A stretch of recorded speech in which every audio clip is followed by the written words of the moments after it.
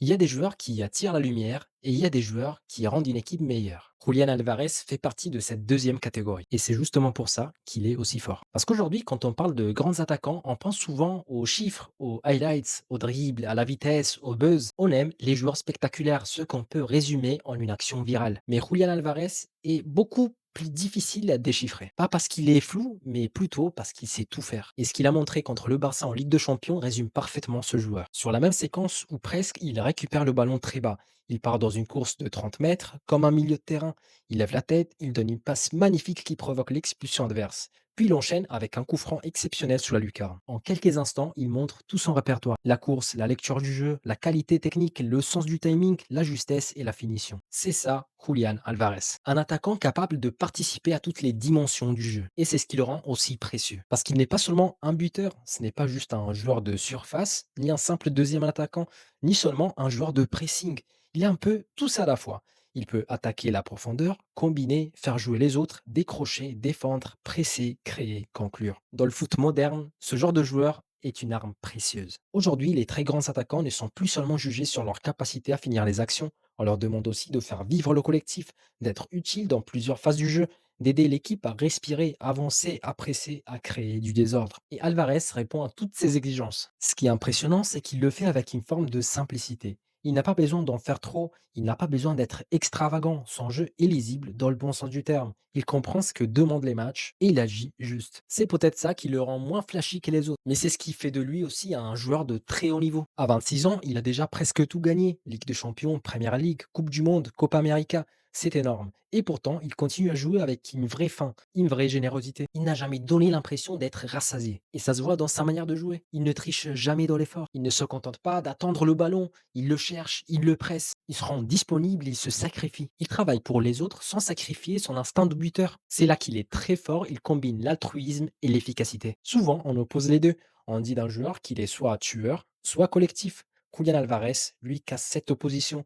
Il peut être généreux sans devenir inoffensif. Il peut faire jouer les autres sans disparaître lui-même. Et ses statistiques le prouvent. Il a déjà plus de 150 buts au compteur alors qu'il n'est titulaire que depuis 2 saisons. Ce n'est pas simplement le parcours d'un joueur sympa et utile, mais plutôt d'un joueur majeur. Simplement, il a évolué dans l'ombre de très grosses figures. À Manchester City, il avait Haaland. Avec l'Argentine, il y avait Messi. Et forcément, dans ce genre de contexte, la lumière se partage mal. Mais même dans ces rôles-là, Alvarez était déjà indispensable. Il ne faisait pas de bruit, mais il répondait toujours présent. Il apportait du mouvement, du pressing, des appels, des buts, dans la justesse. Il était déjà ce joueur complet qu'on voit aujourd'hui à l'Atlético. La différence, c'est qu'à Madrid, il est devenu central. Et c'est pour ça que l'expression âme de l'Atlético est juste. Pas seulement parce qu'il marque, pas seulement parce qu'il est décisif, mais parce qu'il représente ce que cette équipe veut être quand elle est à son meilleur. Une équipe intense, une équipe courageuse, une équipe disciplinée, mais aussi une équipe capable de produire du talent, du jeu et des éclairs. Et ce n'est pas rien dans le contexte de l'Atlético de Simeone, parce que le cholismo, il a souvent été résumé de manière caricaturale. Bloc bas, souffrance, combat, rigueur. Et évidemment, il y a une part de vérité là-dedans. Mais pour exister au très haut niveau, aujourd'hui, il faut plus que ça.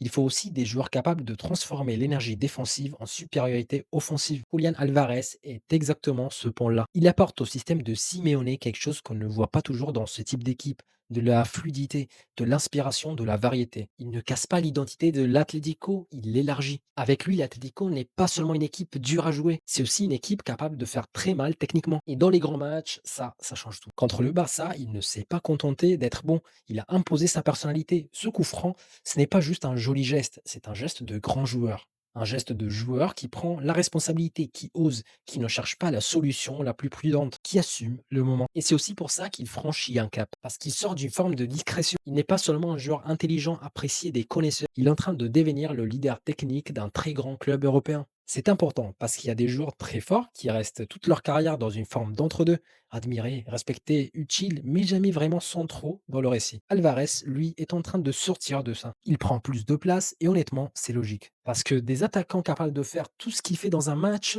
eh ben, il n'y en a pas beaucoup. Il y a des meilleurs dribbleurs que lui, il y a des finisseurs plus froids, il y a des créateurs plus spectaculaires. Mais combien de joueurs réunissent autant de qualité dans un seul profil? Très peu, et c'est là qu'on mesure sa vraie valeur. Julian Alvarez n'est peut-être pas l'attaquant le plus vendeur du monde, il n'est peut-être pas celui qui fait le plus de bruit, mais il est l'un des plus complets, des plus intelligents et aujourd'hui l'un des plus importants de son équipe. À l'Atlético, il n'est pas juste une star de plus, il est devenu le joueur qui relie tout. Le type de joueur qui court, qui pense, qui crée, qui finit, qui entraîne les autres. En gros, un joueur rare. Et au final, c'est peut-être ça la meilleure manière de le résumer. Julian Alvarez ne se contente pas simplement de jouer au poste d'attaquant, il joue tous les rôles à la fois. Et il les joue très bien. Écoutez, c'est la fin de cette vidéo, j'espère qu'elle vous aura plu. N'hésitez pas à me donner vos avis sur Julian Alvarez. Qu'est-ce que vous pensez de l'attaquant argentin? Est-ce qu'il est en train de faire une très grosse saison? Quelles attentes vous avez sur lui? Est-ce qu'il peut faire encore plus que ça? Est-ce qu'il mérite encore un club peut-être encore meilleur que l'Atlético? Et bien sûr, comme d'habitude, n'hésitez pas à liker, à vous abonner à la chaîne pour soutenir mon contenu et nous, on se voit à une prochaine vidéo pour d'autres analyses. Ciao!